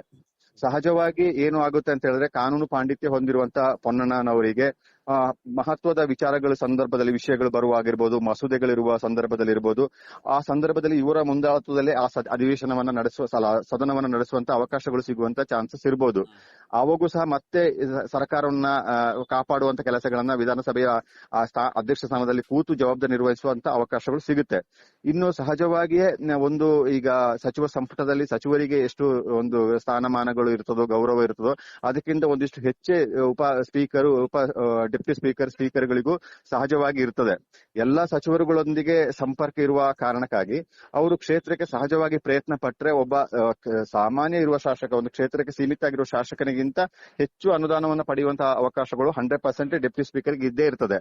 ಅವರ ಪ್ರಯತ್ನಗಳು ಹೇಗೆ ಮಾಡ್ತಾರೆ ಅಂತ ಹೇಳುವುದರ ಮೇಲೆ ಕ್ಷೇತ್ರದ ಅಭಿವೃದ್ಧಿಗೆ ಅನುದಾನವನ್ನ ತರುವುದಕ್ಕೂ ಸಹ ಅವಕಾಶಗಳು ಇದ್ದೇ ಇದೆ. ಆದ್ರೆ ಅವರು ಈ ಹೈಕಮಾಂಡಿನ ನಿರ್ಧಾರದಿಂದ ಅವರ ಮನಸ್ಸು ಹೇಗೆ, ಅವರು ಅದನ್ನ ಹೇಗೆ ಸ್ವೀಕರಿಸ್ತಾರೆ ಅಂತ ಹೇಳುವಂತದ್ದು ಬಹಳ ದೊಡ್ಡ ವಿಚಾರ. ಯಾಕಂದ್ರೆ ಪೊನ್ನಣ್ಣವರು ಬಹಳ ತಾಳ್ಮೆಯಿಂದ ಇರುವವರು, ಪ್ರತಿಯೊಂದು ಪರಿಸ್ಥಿತಿಯನ್ನ ಅವಲೋಕನ ಮಾಡುವವರು. ಜನಸಾಮಾನ್ಯರು ನಿರ್ಧಾರ ಮಾಡಿದಂಗೆ ಅಥವಾ ಇತರ ರಾಜಕೀಯ ನಾಯಕರು ಮಾಡಿದಾಗೆ ತಕ್ಷಣ ಏನು ನಿರ್ಧಾರವನ್ನು ತೆಗೆದುಕೊಳ್ಳೋದಿಲ್ಲ. ಬಹಳ ತಾಳ್ಮೆಯಿಂದ ಎಲ್ಲವನ್ನ ಅವಲೋಕನೆ ಮಾಡಿ ತೀರ್ಮಾನವನ್ನು ತೆಗೆದುಕೊಳ್ತಾರೆ. ಅದರೊಂದಿಗೆ ಬಹುಶಃ ಕ್ಷೇತ್ರದ ಅಭಿವೃದ್ಧಿಯನ್ನ ಗಮನದಲ್ಲಿಟ್ಟುಕೊಂಡು ಇನ್ನು ಉಳಿದ ಅವಧಿಯಲ್ಲಿ ಒಳ್ಳೆ ಕೆಲಸ ಮಾಡುವಂತ ಯೋಚನೆ ಮಾಡಿದ್ರೆ, ರಾಜಕೀಯವಾಗಿ ತೆರೆಮರೆ ಸರಿಯುವಂತ ನಿರ್ಧಾರವನ್ನು ತೆಗೆದುಕೊಂಡು ಅವರು ಈ ಕ್ಷೇತ್ರದ ಅಭಿವೃದ್ಧಿಯತ್ತ ಗಮನ ಹರಿಸುವಂತ ಅವಕಾಶಗಳು ಸಹಜವಾಗಿದೆ. ಅದನ್ನು ಅವರು ಹೇಗೆ ಮುಂದಿನ ದಿನಗಳಲ್ಲಿ ಯಾವ ನಿರ್ಧಾರವನ್ನು ತೆಗೆದುಕೊಳ್ತಾರೆ ಅಂತ ಹೇಳುವಂತ ಕುತೂಹಲ ಇದೆ. ಇದರ ಜೊತೆಗೆ ಕೆಲವು ತಿಂಗಳ ಹಿಂದೆ 1-2 ನಿಯೋಗಗಳು ಬೆಂಗಳೂರಿಗೆ ತೆರಳಿ ಅಲ್ಲಿ ಡಿ.ಕೆ. ಶಿವಕುಮಾರ್ ಅವ್ರನ್ನ ಭೇಟಿ ಮಾಡಿ ನಮ್ಮ ಕೊಡಗು ಜಿಲ್ಲೆಗೆ, ಸ್ಪೆಷಲಿ ಪೊನ್ನಣ್ಣವರಿಗೆ ಸಚಿವ ಸ್ಥಾನವನ್ನು ಕೊಡಬೇಕು ಅನ್ನೋ ನಿಟ್ಟಿನಲ್ಲಿ ಆಗ್ರಹವನ್ನು ಮಾಡಿದ್ರು. ಆದ್ರೆ ಇವರ ವಿಚಾರದಲ್ಲಿ ದೊಡ್ಡ ಮಟ್ಟಿನ ಲಾಬಿ ಆ ರೀತಿ ನಡೆಯದಿರೋದು ಕೂಡ ಇದೊಂದು ಕಾರಣ ಅಂತ ಅನ್ಸೋದಿಲ್ವಾ? ಇಲ್ಲಿ ನಾನು ಹಿಂದೆನೆ ನಮ್ಮ ಕಾರ್ಯಕ್ರಮದಲ್ಲಿ ಚರ್ಚೆ ಆಗುವಾಗ ನಾನು ಹೇಳಿದ್ದೆ, ಕೊಡವ ಸಮುದಾಯ ಅಂತ ಕಾರಣಕ್ಕಾಗಿ ಸಚಿವ ಸ್ಥಾನ ಸಿಗುವಂತ ಅವಕಾಶಗಳಿಲ್ಲ, ಕೊಡಗು ಅಂತ ಕಾರಣಕ್ಕಾಗಿ ನಮಗೆ ಅವಕಾಶ ಸಿಗೋದಿಲ್ಲ. ಯಾಕಂದ್ರೆ ಜಾತಿಯ ಪ್ರಭಾವ ಇಲ್ಲ ನಮ್ಮ ಹತ್ರ, ಕೊಡಗಿನ ಜನರ ಹತ್ರ. ಕೊಡಗಿನ ಶಾಸಕ ಸಂಖ್ಯೆಗಳು ಕೇವಲ 2 ಕ್ಷೇತ್ರಕ್ಕೆ ಸೀಮಿತವಾಗಿದೆ. ರಾಜ್ಯಕವಾಗಿ ನಾವು ಸಂಖ್ಯಾಬಲದಲ್ಲಿ ಇಲ್ಲದ ಕಾರಣಕ್ಕಾಗಿ ಜಾತಿಯ ಬಲವನ್ನ ಪ್ರಯೋಗ ಮಾಡುವ, ಜಾತಿಯ ಬಲ ಅಂತ ಹೇಳಿದ್ರೆ ಮತದ ಲೆಕ್ಕದಲ್ಲಿ ನಾವು ಪ್ರಭಾವ ಬೀರುವಂತ ಅವಕಾಶಗಳು ಕೊಡಗಿನವರಿಗೆ ಇಲ್ಲದ ಕಾರಣಕ್ಕಾಗಿ ಕೊಡಗಿನವರು ಮತ್ತು ಕೊಡವರು ಆ 2 ಕಾರಣಗಳಿಂದ ಸಚಿವ ಸ್ಥಾನ ಸಿಗುವಂತ ಅವಕಾಶಗಳು ಇಲ್ಲ ಅಂತ ಹೇಳೋದನ್ನ ನಾನು ಹೇಳಿದ್ದೆ. ಹಾಗಾಗಿ ಯಾವುದೇ ರೀತಿಯ ಪ್ರಭಾವವನ್ನ ಕಾಂಗ್ರೆಸ್ ನಾಯಕರುಗಳ ಮೇಲೆ ಬೀರುವುದಕ್ಕೆ ಕೊಡಗಿನವರಿಗೆ ಯಾವುದೇ ಅವಕಾಶಗಳು ಸಹ ಇಲ್ಲ. ಮತ್ತೆ ಬೇರೆ ಕಡೆ ರಾಜಕೀಯ ಮಾಡುವ ಹಾಗೆ ಕೊಡಗಿನವರು ಆ ಮಟ್ಟಕ್ಕೆ ಇಳಿದು ರಾಜಕೀಯವನ್ನ ಮಾಡುದು ಎಂದಿಗೂ ಮಾಡಕ್ ಆಗೋದಿಲ್ಲ, ಮಾಡುದು ಇಲ್ಲ. ಆದ್ರೆ ಎಲ್ಲಕ್ಕಿಂತ ಹೆಚ್ಚು 1-to-1 ಕಾಂಗ್ರೆಸ್ಸಿನ ರಾಜ್ಯ ಮಟ್ಟದ ನಾಯಕರುಗಳಿರ್ಬೋದು, ರಾಷ್ಟ್ರ ಮಟ್ಟದ ನಾಯಕರುಗಳಿರ್ಬೋದು, ಅವರೊಂದಿಗೆ 1-to-1 ಸಂಪರ್ಕವನ್ನು ಹೊಂದಿದ್ದ, ನೇರವಾಗಿ ಮಾತನಾಡುತ್ತಿದ್ದಂತ ಅವರ ಪ್ರಭಾವ ಹೆಚ್ಚಿತ್ತು. ಹೇಗೆ ಭಾವಿಸಿದ್ರೆ ಹಲವಾರು ಪ್ರಕರಣಗಳಲ್ಲಿ ರಾಹುಲ್ ಗಾಂಧಿಗೆ ಸಂಬಂಧಪಟ್ಟ ಪ್ರಕರಣದಲ್ಲೂ ಅವರು ಕಾನೂನಾತ್ಮಕವಾಗಿ ಅವರಿಗೆ ಸಹಾಯ ಮಾಡುವ ಕೆಲಸವನ್ನ ಮಾಡ್ತಾ ಬಂದಿದ್ದಾರೆ. ರಾಹುಲ್ ಗಾಂಧಿ ಅವರು ಕರ್ನಾಟಕ ರಾಜ್ಯಕ್ಕೆ ಬಂದಾಗ ಸಂದರ್ಭದಲ್ಲೂ ಅವ್ರನ್ನ ಭೇಟಿ ಮಾಡುವಂತ, ಅವ್ರನ್ನ ಸ್ವಾಗತಿಸುವಂತ ಕೆಲಸವನ್ನು ಸಹ ಮಾಡಿರುವಂತ ನಾವು ಗಮನಿಸಬಹುದು. ಎಐಸಿಸಿ ಪ್ರಧಾನ ಕಾರ್ಯದರ್ಶಿ ಆಗಿರುವಂತ ಕೆ.ಸಿ. ವೇಣುಗೋಪಾಲ್ ಆಗಿರ್ಬೋದು, ಮತ್ತೊಬ್ರು ಪ್ರಧಾನ ಕಾರ್ಯದರ್ಶಿ ಆಗಿರುವ ಮತ್ತು ರಾಜ್ಯದ ಉಸ್ತುವಾರಿ ಆಗಿರುವಂತಹ ಸುರ್ಜೇವಾಲಾ ಇರ್ಬೋದು, ಇವರೊಟ್ಟಿಗೆ ನಿಕಟವಾದ ಸಂಪರ್ಕವನ್ನ ಹೊಂದಿದ್ರು. ಒಂದು ಹಂತದಲ್ಲಿ ಅವರನ್ನ ಮತ್ತು ಡಿ.ಕೆ. ಶಿವಕುಮಾರ್ ಅವರು ಬ್ರೇಕ್ಫಾಸ್ಟ್ ಮೀಟಿಂಗ್ ಮಾಡುವಾಗ ಅದರ ಇದ್ದ ಮೂರನೇ ವ್ಯಕ್ತಿಯೇ ಎಸ್ ಪೊನ್ನಣ್ಣರವರು. ಬಹುಶಃ ಆವಾಗ ಸಂದರ್ಭದಲ್ಲಿ ಸಿದ್ದರಾಮಯ್ಯ ಒಟ್ಟಿಗೆ ಏನು ಮಾತಾಡಬೇಕು, ಏನು ವಿಚಾರ ಸಂದೇಶವನ್ನು ಕೊಡಬೇಕು ಅಂತ ಹೇಳೋದನ್ನು ಸಹ ಎಐಸಿಸಿ ವರಿಷ್ಠರುಗಳು ಪೊನ್ನಣ್ಣವರ ಮೂಲಕನೇ ಕೊಡ್ತಾ ಇದ್ರು. ಇದೆಲ್ಲ ಮತ್ತೆ ಅದರೊಂದಿಗೆ ಕೇರಳದ ಚುನಾವಣೆ ನಡೆದ ಸಂದರ್ಭದಲ್ಲೂ ಸಹ ಹೆಚ್ಚು ಎರಡು ಕ್ಷೇತ್ರಗಳಲ್ಲಿ ಗೆಲ್ಲುವುದಕ್ಕೆ ನೇರವಾಗಿ ಪೊನ್ನಣ್ಣವರೇ, ಅವರ ಕಾರ್ಯತಂತ್ರವೇ ಕಾರಣವಾಗಿತ್ತು. ಆ ಸಂದರ್ಭದಲ್ಲಿಯೇ ವೇಣುಗೋಪಾಲ್ ರವರು ಕೇರಳದ ಚುನಾವಣಾ ಪ್ರಚಾರದ ಸಂದರ್ಭದಲ್ಲಿಯೇ ಹೇಳಿದ್ರು, ಇವರು ಕರ್ನಾಟಕದ ದೊಡ್ಡ ವ್ಯಕ್ತಿ, ದೊಡ್ಡ ಕಾನೂನು ಪಾಂಡಿತ್ಯ ಹೊಂದಿರುವಂತವರು, ಪ್ರಭಾವಿ ನಾಯಕರು ಅಂತ ಹೇಳೋದನ್ನ ಬಹಿರಂಗ ಭಾಷಣದಲ್ಲಿ ಹೇಳಿದ್ರು. ಅದರೊಂದಿಗೆ ರಾಹುಲ್ ಗಾಂಧಿಯೊಂದಿಗೆ ನೇರ ನಿಕಟವಾಗಿ ಸಂಪರ್ಕ ಇರುವಂತವರು ಕೆ.ಸಿ. ವೇಣುಗೋಪಾಲ್ ರವರು. ಕೆ.ಸಿ. ವೇಣುಗೋಪಾಲ್ ಅವರು ಹೇಳುವಂತ ಮಾತನ್ನೇ ರಾಹುಲ್ ಗಾಂಧಿ ಅವರು ಅಂತಿಮಗೊಳಿಸ್ತಾರೆ. ಇತ್ತೀಚೆಗೆ ಎಲ್ಲ ವಿದ್ಯಮಾನಗಳನ್ನು ನೀವು ಗಮನಿಸ್ತಾ ಬಂದ್ರೆ ರಾಜಕೀಯವಾಗಿ ಕೆ.ಸಿ. ವೇಣುಗೋಪಾಲ್ ಅವರು ಏನ್ ಹೇಳ್ತಾರೆ ಅದನ್ನ ಇವತ್ತು ರಾಹುಲ್ ಗಾಂಧಿ ಅವರು ಅದನ್ನ ಅಂತಿಮವಾಗಿ ನಿರ್ಧಾರ ತೆಗೆದುಕೊಳ್ತಾರೆ. ರಾಜ್ಯದ ವಿದ್ಯಮಾನಗಳು, ರಾಜ್ಯದಲ್ಲಿ ಯಾರು ಸಚಿವರಾಗಬೇಕು, ಯಾರೆಲ್ಲ ಆಕಾಂಕ್ಷಿಗಳಿದ್ರು, ಈ ಎಲ್ಲ ಪಟ್ಟಿಯನ್ನ, ಶಾರ್ಟ್ ಲಿಸ್ಟ್ ಅನ್ನ ಸ್ವತಃ ಕೆ.ಸಿ. ವೇಣುಗೋಪಾಲ್ ಅವರೇ ಮಾಡಿರ್ತಾರೆ. ರಾಜ್ಯದವರೇ ಆಗಿರುವಂತಹ ಎಐಸಿಸಿ ಅಧ್ಯಕ್ಷರಾಗಿರುವಂತಹ ಮಲ್ಲಿಕಾರ್ಜುನ ಖರ್ಗೆ ಅವರು ಇದ್ರೂ ಸಹ ಅವರು ಕರ್ನಾಟಕ ರಾಜ್ಯದವರೇ ಅಂತ ಕಾರಣಕ್ಕಾಗಿ ಅವ್ರು ಬಹುಶಃ ಪಕ್ಷಪಾತ ಮಾಡ್ಯಾರು, ಪಕ್ಷಪಾತ ಧೋರಣೆಯನ್ನು ತಾಳ್ತಾರೆ ಅಂತ ಕಾರಣಕ್ಕಾಗಿ ಕೆ.ಸಿ. ವೇಣುಗೋಪಾಲ್ ಅವರು ಕೊಡುವಂತ ವರದಿಯನ್ನ ಸಹಜವಾಗಿ ಅವರು ನಂಬಿರ್ತಾರೆ. ಕೆ.ಸಿ. ವೇಣುಗೋಪಾಲ್ ಒಟ್ಟಿಗೆ ನಿಕಟವಾದ ಸಂಪರ್ಕ ಇದ್ದ ಪೊನ್ನಣ್ಣರವರು ಆ ಕಾರಣಕ್ಕಾಗಿಯೂ ಸುಲಭವಾಗಿ ಸಚಿವರಾಗ್ತಾರೆ ಅಂತ ಹೇಳುವಂತ ನಿರೀಕ್ಷೆಗಳು ಅದಕ್ಕಾಗಿಯೇ ಹೆಚ್ಚು ಮೂಡಿತ್ತು. ಯಾರು ಕೊಡಗಿನವರು ಇರ್ಬೋದು, ರಾಜ್ಯದವರು ಇರ್ಬೋದು, ಎಐಸಿಸಿಯೊಂದಿಗೆ ಇಷ್ಟೊಂದು ನಿಕಟವಾದ ಸಂಪರ್ಕ ಇರುವಂತ ಮತ್ತೊಬ್ಬ ನಾಯಕರುಗಳು ಇಲ್ಲ. ಅಂದ್ರೆ ಪಕ್ಷದ ಕಾರಣಕ್ಕಾಗಿ, ಸರ್ಕಾರದ ಕಾರಣಕ್ಕಾಗಿ, ಪಕ್ಷದ ವರಿಷ್ಠ ನಾಯಕರೊಂದಿಗೆ ನಿಕಟವಾದ ಸಂಪರ್ಕ ಇದ್ದ ವ್ಯಕ್ತಿ ಈ ಬಹುಶಃ ಇದನ್ನ ಸಚಿವ ಸ್ಥಾನದಿಂದ ಅವರು ವಂಚಿತರಾಗಿದ್ದಾರೆ ಅಂತಾನೆ ಹೇಳ್ಬೇಕಾಗುತ್ತೆ. ಅವ್ರನ್ನ ಈಗ ಕೇವಲ 3 ವರ್ಷನೇ ಜನಪ್ರತಿನಿಧಿ ಆಗಿದ್ದಾರೆ. ಪ್ರಥಮ ಬಾರಿ ಆಯ್ಕೆಯಾದ ಶಾಸಕರಿದ್ದಾರೆ. 4-5 ಬಾರಿ ಶಾಸಕರಾಗಿ ಆಯ್ಕೆಯಾಗಿ ಸಚಿವ ಸ್ಥಾನ ಸಿಗದವರು ಸಾಕಷ್ಟು ಸಂಖ್ಯೆಯಲ್ಲಿ ಕಾಂಗ್ರೆಸ್ನಲ್ಲಿ ಇದ್ದಾರೆ. ಹಿರಿಯ ಶಾಸಕರುಗಳಿಗೆ ಅವಕಾಶ ಸಿಕ್ಕಿಲ್ಲ ಅಂತ ಹೇಳುವಂತ ಒಂದು ಭಾಗ. ಕಾಂಗ್ರೆಸ್ ಪ್ರಥಮವಾಗಿ ಮಾಡಿದ ಸಿದ್ದರಾಮಯ್ಯನವರು ಸರ್ಕಾರ ರಚನೆಯಾದ ಸಂದರ್ಭದಲ್ಲಿ ಪ್ರಥಮ ಬಾರಿಗೆ ಆಯ್ಕೆಯಾದವರಿಗೆ ಯಾರಿಗೂ ಸಚಿವ ಸ್ಥಾನ ಕೊಡೋದಿಲ್ಲ ಅಂತ ಹೇಳುವಂತ ನಿರ್ಧಾರವನ್ನ ತೆಗೆದುಕೊಂಡಿತ್ತು. ಆ ಕಾರಣಕ್ಕಾಗಿಯೇ 35 ಶಾಸಕರು ಈ ಕಳೆದ ಬಾರಿ ಅವರೆಲ್ಲ ಸೇರಿ ನಮ್ಮ 35 ಶಾಸಕರಲ್ಲಿ ಪ್ರಥಮ ಬಾರಿಗೆ ಗೆದ್ದಿರುವಂತ 35 ಶಾಸಕರ ಪೈಕಿ ಕನಿಷ್ಠ 5 ಜನಕ್ಕಾದ್ರೂ ಸಚಿವ ಸ್ಥಾನ ಕೊಡಬೇಕು ಅಂತ ಹೇಳಿ 35 ಶಾಸಕರು ಸೈನ್ ಮಾಡಿ ವರಿಷ್ಠರಿಗೆ ಪತ್ರವನ್ನ ಕಳಿಸಿದ್ರು. ಆದ್ರೆ ಪ್ರಥಮ ಬಾರಿಗೆ ಆಯ್ಕೆಯಾದವರು ಅಲ್ಲದೂ ಸಹ 4-5 ಬಾರಿ ಆಯ್ಕೆಯಾದವರು ಸಹ ಈ ಬಾರಿ ಸಚಿವ ಸ್ಥಾನಕ್ಕೆ ಪ್ರಯತ್ನ ಪಡ್ತಿದ್ರು. ಅದರಲ್ಲಿ ಕೆಲವರು ಸಕ್ಸಸ್ ಆಗಿರುವುದನ್ನ ನಾವು ಗಮನಿಸಬಹುದು. ಇದು ಈಗ ಇವರಿಗೆ ಡೆಪ್ಯೂಟಿ ಸ್ಪೀಕರ್ ಏನು ಕೊಟ್ಟಿದ್ದಾರೆ, ಮುಂದಿನ ಎಲೆಕ್ಷನ್ ಮೇಲೆ, ಯಾಕಂದ್ರೆ ಶಾರ್ಟ್ಲಿ ಎಲೆಕ್ಷನ್ ಇದೆ, ಇನ್ನೊಂದು 1.5 ವರ್ಷದಲ್ಲಿ ಆಗುತ್ತೆ. ಆ ಸಂದರ್ಭ ಅದರ ಮೇಲೆ ಏನಾದ್ರೂ ಪ್ರಭಾವ ಬೀರಬಹುದಾ? 100% ಆಗುತ್ತೆ. ಅದು ಅಂದ್ರೆ ನಿಜವಾಗ್ಲೂ ರಾಜಕೀಯವಾಗಿ ಸಕ್ರಿಯ ರಾಜಕೀಯದಲ್ಲಿ ಇರುವವರನ್ನ ನೀವು ಇಂತ ಒಂದು ಸಾಂವಿಧಾನಿಕ ಹುದ್ದೆಯಲ್ಲಿ ಕೂರಿಸುವ ಪ್ರಯತ್ನಗಳು ನಡೆದಾಗ ಸಹಜವಾಗಿ ಹಿನ್ನಡೆ ಆಗುತ್ತೆ. ನೀವು ಯಾರೇ ರಾಜಕೀಯವಾಗಿ ಒಂದು ಕ್ಷೇತ್ರದಲ್ಲಿ ಮಾಡುವಂತ ಅಭಿವೃದ್ಧಿ ಕೆಲಸಗಳು, ಜನರಿಗೆ ಸ್ಪಂದಿಸುವ ರೀತಿ, ಇದರಿಂದ ಚುನಾವಣೆ ಗೆಲ್ತೀವಿ ಅಂತ ಹೇಳುವುದನ್ನ ಯಾರು ನಿರೀಕ್ಷೆ ಮಾಡಕ್ ಆಗೋದಿಲ್ಲ. ಚುನಾವಣಾ ರಾಜಕೀಯವೇ ಬೇರೆ, ಅಭಿವೃದ್ಧಿ ರಾಜಕೀಯವೇ ಬೇರೆ. ಅಭಿವೃದ್ಧಿ ಕೆಲಸಗಳು ನೀವು ಎಷ್ಟೇ ಮಾಡದಿರ್ಲಿ, ಆ ಕ್ಷೇತ್ರದ ಚುನಾವಣೆ ಫಲಿತಾಂಶ ನಿರ್ಧಾರ ಆಗುವಂತದ್ದು ಚುನಾವಣಾ ತಂತ್ರಗಳ ಮೂಲಕನೇ ಅದು ಬರುವಂತದ್ದು. ಜನರೊಟ್ಟಿಗೆ ಬೆರೆಯುವಂಥದ್ದು, ಜನರ ಬೇಕು ಬೇಡಿಕೆಗಳಿಗೆ ಸ್ಪಂದಿಸುವಂಥದ್ದು, ಕಾನೂನು ಬದ್ಧ ಇರ್ಬೋದು, ಅಕ್ರಮ ಇರ್ಬೋದು, ಬೇರೆ ಬೇರೆ ಸಂದರ್ಭದಲ್ಲೂ ಅವರು ಯಾವ ರೀತಿ ಸ್ಪಂದಿಸ್ತಾರೆ, ಅವರ ಹಬ್ಬ ಹರಿದಿನಗಳಿಗೆ ಸಹಾಯ ಮಾಡುವಂತಿರ್ಬೋದು, ವೈಯಕ್ತಿಕವಾದ ಸಹಾಯ ಮಾಡುವಂತಿರ್ಬೋದು, ಶಿಕ್ಷಣಕ್ಕೆ, ಆರೋಗ್ಯಕ್ಕೆ ಇರ್ಬೋದು, ಇದೆಲ್ಲವೂ ಆಗಿಯೂ ಸಹ ಇದೆಲ್ಲ ಒಂದು ಲೆಕ್ಕ ಆದ್ರೂ ಸಹ ಚುನಾವಣೆ ಘೋಷಣೆ ಆದ ನಂತರ ಮತ್ತೆ ಅವರು ಮಾಡುವಂತ ಖರ್ಚುಗಳು, ಅವರಿಗೆ ಸ್ಪಂದಿಸುವ ರೀತಿಗಳ ಮೇಲೆ ಅವರು ನಿರ್ಧಾರ ಆಗುವಂತದ್ದಾಗುತ್ತೆ. ಯಾರೇ ಚುನಾವಣೆ ಮಾಡಬೇಕು ಅಂದ್ರೆ ಚುನಾವಣೆಗೆ ಘೋಷಣೆಗೆ 2-3 ವರ್ಷಗಳ ಮೊದಲೇ ಕ್ಷೇತ್ರದಲ್ಲಿ ನಿಕಟವಾದ ಸಂಪರ್ಕ ಇರ್ತಾರೆ, ಕ್ರೀಡಾ ಚಟುವಟಿಕೆಗಳಿಗೆ ಬೆಂಬಲ ನೀಡುತ್ತಾರೆ, ಶಿಕ್ಷಣ, ಆರೋಗ್ಯಕ್ಕೆ ಸಹಾಯ ಕೊಡ್ತಾರೆ, ಬೇರೆ ಬೇರೆ ರೀತಿಯಲ್ಲಿ ಮತದಾರರನ್ನ ರೀಚ್ ಆಗುವ ಕೆಲಸಗಳನ್ನ ಮಾಡ್ತಾ ಬರ್ತಾರೆ. ಆದ್ರೆ ಇವರಿಗೆ ಏನಾಗಿದ್ರೆ ಡೆಪ್ಟಿ ಸ್ಪೀಕರ್ ಅನ್ನ ಇವರು ಸ್ಥಾನವನ್ನ ಸ್ವೀಕರಿಸಿದ್ರೆ ಇವರು ಕಟ್ಟಿ ಹಾಕಿದಾಗೆ ಆಗುತ್ತೆ. ಸಹಜವಾಗಿ ಇವರು ತೆರೆ ಮರೆಯಲ್ಲಿ ಇದ್ದುಕೊಂಡೇ ಕೆಲಸ ಮಾಡ್ಬೇಕಾಗುತ್ತೆ. ನೇರವಾಗಿ ಅವರು ಪಕ್ಷದ ರಾಜಕೀಯದಲ್ಲಿ ಬಂದು ಮಾತಾಡಕ್ ಸಾಧ್ಯ ಆಗೋದಿಲ್ಲ. ಚುನಾವಣೆ ಹತ್ತಿರ ಬರುವಾಗಷ್ಟೇ ಅವರು ಬಹಿರಂಗವಾಗಿ ಪಕ್ಷದ ಕ್ಯಾಂಡಿಡೇಟ್ ಅಂತ ಹೇಳಿ ಆ ನಂತರ ಅವರು ಪ್ರಚಾರ ತೆಗೆದುಕೊಳ್ಬೇಕಾಗುತ್ತೆ. ಸಹಜವಾಗಿ ಹಿನ್ನಡೆ ಆಗುತ್ತೆ, ರಾಜಕೀಯವಾಗಿ ಅದು ಹಿನ್ನಡೆನೆ. ಯಾಕಂದ್ರೆ ಸಕ್ರಿಯ ರಾಜಕೀಯದಲ್ಲಿ ಗುರುತಿಸಿಕೊಳ್ಳಕ್ಕೆ ಸಾಧ್ಯ ಆಗದ ಕಾರಣಕ್ಕಾಗಿ ಈಗ ಅವರು ಅಲ್ಲಿ ಬಂದು ಪಕ್ಷದ ನೆಲೆಗಟ್ಟಲ್ಲಿ ಮಾತನಾಡಕ್ಕೆ ಆಗೋಲ್ಲ. ಕಾಂಗ್ರೆಸ್ ಪಕ್ಷ, ಬಿಜೆಪಿ, ಜೆಡಿಎಸ್ ಅಂತ ಹೇಳಿ ಅಲ್ಲಿ ಬಂದು ಕ್ಷೇತ್ರ ವ್ಯಾಪ್ತಿಯೊಳಗೆ ಮಾತಾಡಕ್ಕೆ ಸಾಗೋಲ್ಲ. ಏನೇ ಮಾಡ್ಬೇಕಾದ್ರೂ ಗುಪ್ತವಾಗಿ, ಗೌಪ್ಯವಾಗಿ, ಕದ್ದುಮುಚ್ಚಿ ರಾಜಕೀಯವನ್ನು ಮಾಡುವಂತ ಪರಿಸ್ಥಿತಿ ಬರ್ತದೆ ಸಹಜವಾಗಿ. ಅಂತ ಅದು ಸ್ವಲ್ಪ ಹಿನ್ನಡೆ ಆಗುತ್ತೆ ಅಂತ ಅನಿಸ್ತದೆ. ಯಾಕಂದ್ರೆ ಹಿರಿಯ ಶಾಸಕರುಗಳಾಗಿ 4-5 ಬಾರಿ ಗೆದ್ದವರಿಗೆ ಆದ್ರೆ ಚುನಾವಣೆಯನ್ನು ಹೇಗೆ ಗೆಲ್ಲಬೇಕು, ಏನೆಲ್ಲ ತಂತ್ರ ಮಾಡಬಹುದು, ಪ್ರತಿತಂತ್ರ ಏನ್ ಮಾಡಬಹುದು, ಇದೆಲ್ಲ ಗೊತ್ತಿರ್ತದೆ. ಆದ್ರೆ ಪ್ರಥಮ ಬಾರಿಗೆ ಚುನಾವಣೆಯನ್ನು ಸ್ಪರ್ಧಿಸಿ ಅಲ್ಪಾವಧಿಯಲ್ಲಿ ದೊಡ್ಡ ಪ್ರಭಾವಿ ಸ್ಥಾನ ಹೊಂದಿರುವವರಿಗೆ 2ನೇ ಸ್ಥಾನಕ್ಕೆ ಬಂದಾಗನೇ ಸಾಂವಿಧಾನಿಕ ಹುದ್ದೆ ಸಿಕ್ಕಿರುವಂತದ್ದು, ಅದನ್ನ ಅವರು ಹೇಗೆ ಸ್ವೀಕರಿಸ್ತಾರೆ, ವೋಟರ್ಸ್ ಗಳು ಹೇಗೆ ಸ್ವೀಕರಿಸ್ತಾರೆ ಅಂತ ಹೇಳುವಂತದ್ದು, ಅದರೊಂದಿಗೆ ಕ್ಷೇತ್ರದ ಮೇಲೆ 100% ಪರಿಣಾಮ ಬೀರುತ್ತೆ. ಈಗ ಅವರೊಬ್ಬ ಸಚಿವರಾಗಿ ಕ್ಷೇತ್ರದಲ್ಲಿ ಗುರುತಿಸಿಕೊಳ್ಳೋದು, ಸಕ್ರಿಯ ರಾಜಕೀಯದಲ್ಲಿ ತೊಡಗಿಸಿಕೊಳ್ಳುವಂತ ಅವಕಾಶಗಳು ಬಂದಾಗ ಅದಕ್ಕೆ ಆಗುವ ಪರಿಣಾಮಕ್ಕೂ ಡೆಪ್ಟಿ ಸ್ಪೀಕರ್ ಆಗಿ ಅದನ್ನ ತೆಗೆದುಕೊಳ್ಳುವುದಕ್ಕೂ ರಾಜಕೀಯವಾಗಿ 100% ಅದು ವ್ಯತಿರಿಕ್ತ ಪರಿಣಾಮನೇ ಹೆಚ್ಚಿರುತ್ತದೆ. ಬಿಟ್ರೆ ಅದು ಅದನ್ನ ದಾಟಿ ಅವರು ಕ್ಷೇತ್ರದ ಜನರನ್ನ ರೀಚ್ ಆಗುವಂತ ಪ್ರಯತ್ನಗಳನ್ನ ಮಾಡಬೇಕಾದಂತ ಅನಿವಾರ್ಯತೆ ಅವರಿಗೆ ಸೃಷ್ಟಿ ಆಗುತ್ತೆ. ಅಂದ್ರೆ ದೊಡ್ಡ ಸವಾಲುಗಳು ಸಹ ಅವರ ಮುಂದೆ ಎದುರಾಗುತ್ತದೆ. ಇದ್ರ ಜೊತೆಗೆ ಒಂದು ನಾವು ಸಾರ್ವಜನಿಕವಾಗಿ ಇದ್ಕೊಂಡು ಹೊರಗಡೆಯಿಂದ ನೋಡುವ ರಾಜಕಾರಣಕ್ಕೂ ಒಳಗೆ ಆಗುವಂತಹ ರಾಜಕಾರಣಕ್ಕೂ ತುಂಬಾನೇ ವ್ಯತ್ಯಾಸ ಇರುತ್ತೆ ಅನ್ನೋದು ಇದು ಮತ್ತೊಮ್ಮೆ ಸಾಬೀತಾಗಿದೆ. ಯಾಕಂತ ಹೇಳಿದ್ರೆ ಈ ಹಿಂದೆ ಅನೇಕರು ಅವರ ಬೆಂಬಲಿಗರು ಬಹಿರಂಗವಾಗಿ ಹೇಳ್ಕೊಂಡಿದ್ರು ಸಚಿವ ಸ್ಥಾನ ಸಿಗುತ್ತೆ, ಒಂದು ಅತಿ ಉತ್ಸಾಹದಲ್ಲಿದ್ರು. ಸಾಮಾಜಿಕ ಜಾಲತಾಣಗಳಿರ್ಬೋದು ಅಥವಾ ಸಿಕ್ಕ ವೇದಿಕೆಗಳಲ್ಲೂ ಕೂಡ ಅವ್ರು ಹೇಳ್ಕೊಂಡ್ ಬಂದಿದ್ರು ಸಚಿವ ಸ್ಥಾನ ಕನ್ಫರ್ಮ್ ಅಂತ. ಆದ್ರೆ ಬಂದಂತಹ ಈಗ ರಿಸಲ್ಟ್ ನೋಡಿದಾಗ ವ್ಯತಿರಿಕ್ತವಾಗಿ ಬಂದಿದೆ. ಹಾಗಾಗಿ ನಾವು ನೋಡುವ ರಾಜಕಾರಣ, ಅಲ್ಲಿ ಆಗುವ ರಾಜಕಾರಣ ಎಲ್ಲವೂ ಕೂಡ ವ್ಯತಿರಿಕ್ತವಾಗಿ ಆಗುತ್ತೆ ಅನ್ನೋದಕ್ಕೆ ಮತ್ತೊಂದು ಸಾಕ್ಷಿ ಅಲ್ವಾ ಇದು?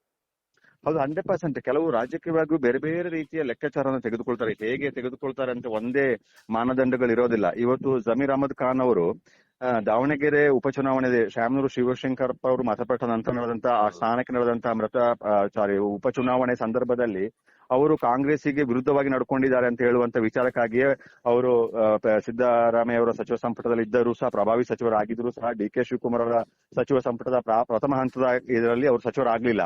ಈ 2ನೇ ಬಾರಿಗೂ ಈ ಸಚಿವರಾಗೋದಿಲ್ಲ ಅಂತ ಹೇಳುವ ರೀತಿಯಲ್ಲಿ ಕೊನೆಯ ಕ್ಷಣದವರೆಗಿತ್ತು. ಆದ್ರೆ ಅವರು ಸತತವಾದಂತ ಪ್ರಯತ್ನ, ನಿರಂತರವಾದಂತ ಪ್ರಯತ್ನಗಳನ್ನ ಮಾಡುವುದರ ಮೂಲಕ ಇವತ್ತು ಕೊನೆ ಕ್ಷಣದಲ್ಲಿ ಅವರು ಇವತ್ತು ಸಚಿವ ಸ್ಥಾನವನ್ನ ಅಲಂಕರಿಸುವಂತ ಅವಕಾಶವನ್ನ ಪಡ್ಕೊಂಡಿದ್ದಾರೆ.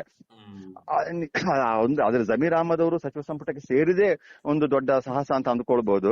ಅವರಿಗೆ ಆಗುವಂತ ಪ್ರಭಾವ ಈಗ ಸಚಿವರಾಗಿರುವಂತ ಈಗ ಸಿಎಂ ಸೇರಿದಂತೆ 34 ಸಚಿವರು ಯಾರಿದ್ದಾರೆ ಅವರೆಲ್ಲರ ತೂಕದಕ್ಕಿಂತ ಪೊನ್ನಣ್ಣವರ ತೂಕ, ಅರ್ಹತೆ, ಸಾಮರ್ಥ್ಯ ಎಲ್ಲರಿಗಿಂತ ಹೆಚ್ಚಿದೆ.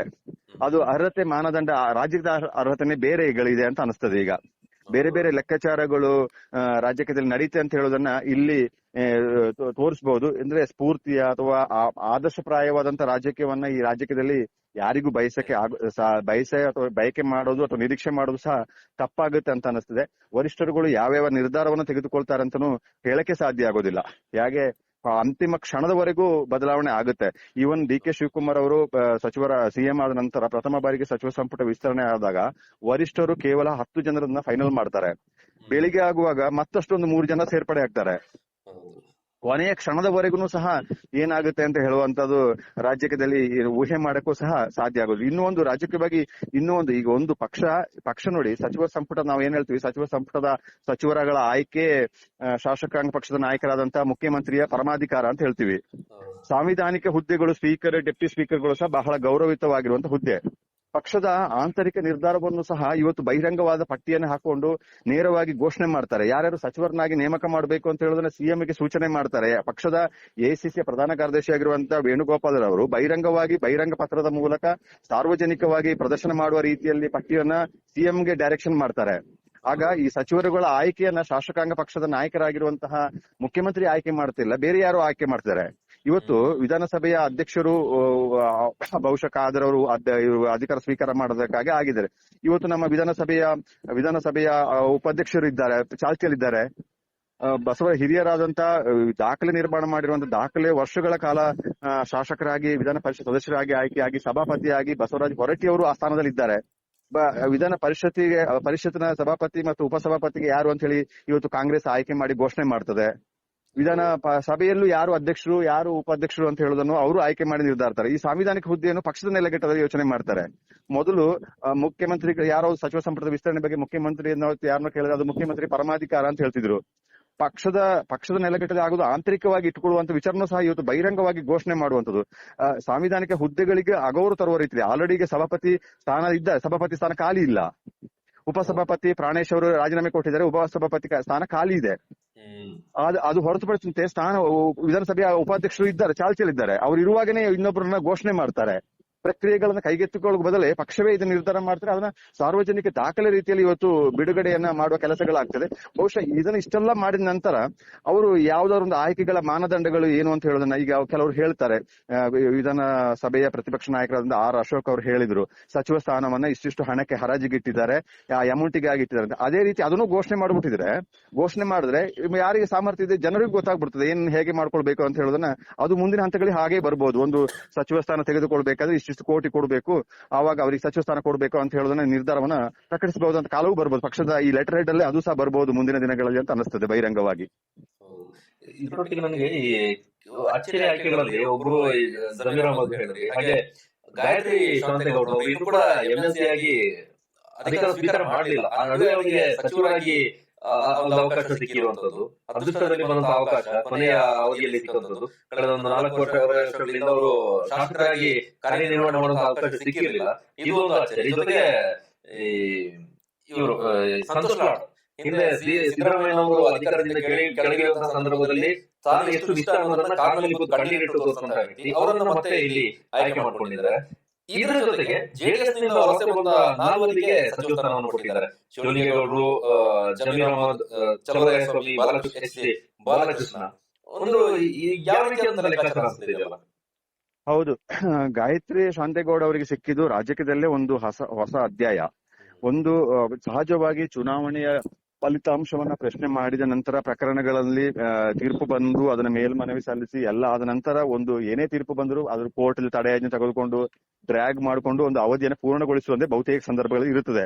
ಆದ್ರೆ ನಾಮನಿರ್ದೇಶಿತ ಸದಸ್ಯರು ಮತದಾನದಲ್ಲಿ ಪಾರ್ಟಿಸಿಪೇಟ್ ಮಾಡಿದ್ದಾರೆ ಅಂತ ಹೇಳುವ ಕಾರಣಕ್ಕಾಗಿ ಆ 6 ಮತಗಳ ಅಂತರದಿಂದ ಗೆದ್ದಿದ್ದಾರೆ ಅಂತ ಘೋಷಣೆ ಆಗಿದಂತಹ ಪ್ರಾಣೇಶ್ ಅವರದ ಸದಸ್ಯತ್ವ ಚುನಾವಣೆ ಪ್ರಕ್ರಿಯೆಯನ್ನು ಪ್ರಶ್ನೆ ಮಾಡಿ ಅದನ್ನ ಹೈಕೋರ್ಟ್ ಅಲ್ಲಿ ತೀರ್ಮಾನ ಕೊಡ್ತದೆ.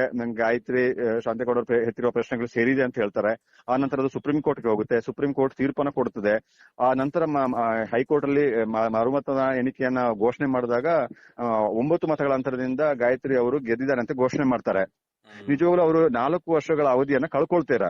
ನಮ್ಮ ವ್ಯವಸ್ಥೆ ನೋಡಿ, ನಾಮನಿರ್ದೇಶಕ ಸದಸ್ಯರಿಗೆ ಮತದಾನ ಹಕ್ಕು ಕೊಟ್ಟವರು ಯಾರು? ಅವರು ವೋಟ್ ಹಾಕುವಂಗೆ ಮಾಡಿದವರು ಯಾರು? ಅವ್ರ ಮತದಾರ ಪಟ್ಟಿಯಲ್ಲಿ ಹೆಸರು ಬರುವಾಗೆ ಆಗಿದೆ ಹೇಗೆ? ಅದೆಲ್ಲ ಆದ ನಂತರ ನಾಮನಿರ್ದೇಶಕರಿಗೆ ಹಕ್ಕಿಲ್ಲ ಅಂತ ಹೇಳೋದಾದ್ರೆ ಪ್ರಕ್ರಿಯೆ ಮುಗ್ದ ನಂತರ ಹಕ್ಕಿಲ್ಲ ಅಂತ ಹೇಳೋದು ಮಕ್ಕಳಾಟಿಕೆನ ಅದು? ಆ ಪ್ರಕ್ರಿಯೆಗೆ ಅವಕಾಶ ಮಾಡಿಕೊಟ್ಟಿದೆ ಯಾರು? ಅವ್ರು ಮತ ಚಲಾಯಿಸುವ ಪಟ್ಟಿಯಲ್ಲಿ ಇರದೆ ಹೋದ್ರೆ ಚುನಾವಣಾ ಆಯೋಗದ ಪ್ರಕ್ರಿಯೆಯಲ್ಲಿ ಅವ್ರು ಹೇಗೆ ಪಾರ್ಟಿಸಿಪೇಟ್ ಮಾಡಿ ಮತವನ್ನು ಬಂದು ಹೇಗೆ ಚಲಾಯಿಸ್ತಾರೆ? ಫಲಿತಾಂಶ ಬಂದ ನಂತರ ಒಬ್ಬರು ಸದಸ್ಯರನ್ನ ತೆಗೆದು ಹಾಕುವಂತದ್ದು. ಯೋಚನೆ ಮಾಡಿ, ಸಾಂವಿಧಾನಿಕ ಹುದ್ದೆಯಲ್ಲಿದ್ದವರು ಉಪ ಸಭಾಪತಿ ಆಗಿದ್ದಂತ ಪ್ರಾಣೇಶ್ ಅವರು ಉಪಸಭಾಪತಿ ಸ್ಥಾನದೊಂದಿಗೆ ಎಂಎಲ್ಸಿ ಸ್ಥಾನವನ್ನು ಕಳ್ಕೊಂಡ್ರು.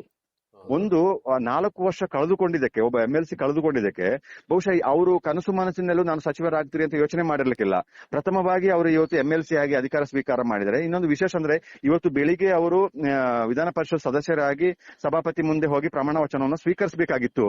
ಅವರು ಇವತ್ತು ಪ್ರಮಾಣ ವಚನವನ್ನ ನಿಗದಿ ಮಾಡಿಕೊಂಡಿದ್ರು. ಆದ್ರೆ ರಾಜಕೀಯ ಅಚ್ಚರಿಯ ವಿದ್ಯಮಾನದಲ್ಲಿ ಅವರು ಇವತ್ತು ಸಚಿವರಾಗಿ ಪ್ರಮಾಣ ವಚನ ಸ್ವೀಕಾರ ಅಂತ ಅವಕಾಶ ಸಿಕ್ಕಿದೆ. ಇವತ್ತು ಅವರು ಪ್ರಮಾಣ ವಚನವನ್ನ ವಿಧಾನ ಪರಿಷತ್ ಸದಸ್ಯರಾಗಿ ಸ್ವೀಕಾರ ಮಾಡ್ಬೇಕಂತಿದ್ರು.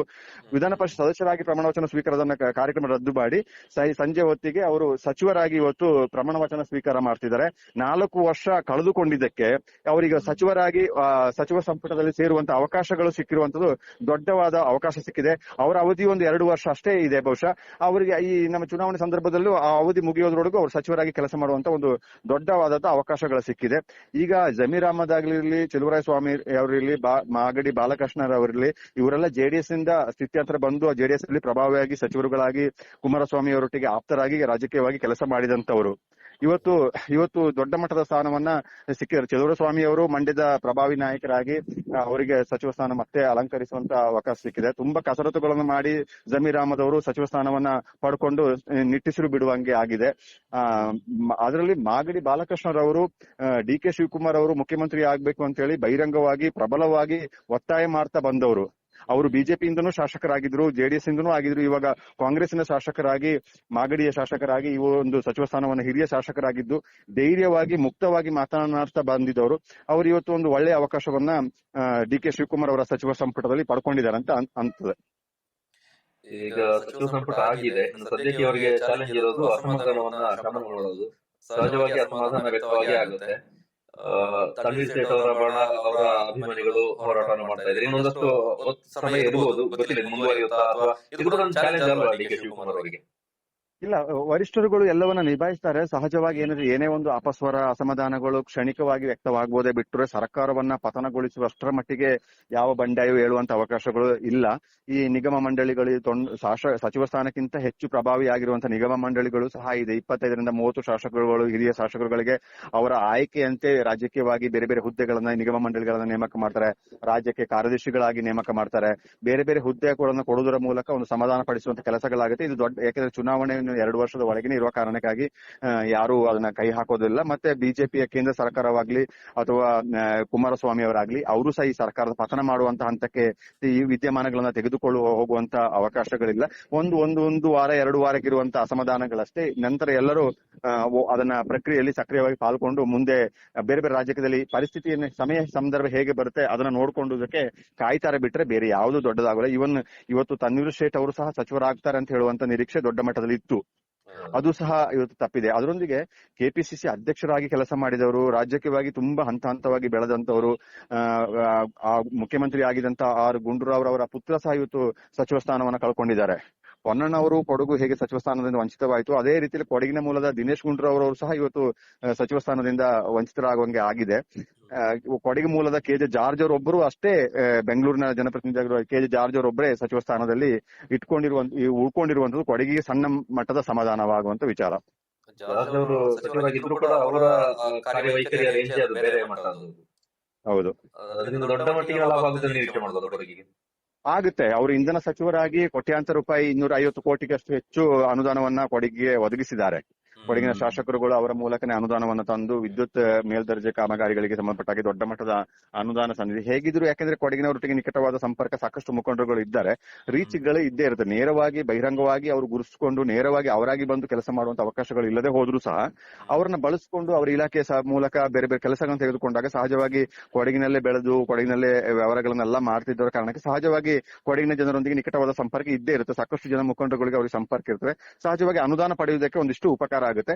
ಅವರು ವೈಯಕ್ತಿಕವಾಗಿ ಆಸಕ್ತಿ ವಹಿಸಿಕೊಂಡು ಕೊಡಗಿನಲ್ಲಿ ಏನೋ ಮಾಡಬೇಕು ಅಂತ ಹೇಳುವ ಅವರ ಆಸಕ್ತಿ ವಹಿಸುವಂತ ಸಾಧ್ಯತೆ ಕಡಿಮೆ ಇದ್ರು ಸಹ ಅವ್ರನ್ನ ಬಳಸಿಕೊಳ್ಳುವಂತ ಅವಕಾಶಗಳು ಸದಾ ಕಾಲ ಇದ್ದೇ ಇರ್ತದೆ.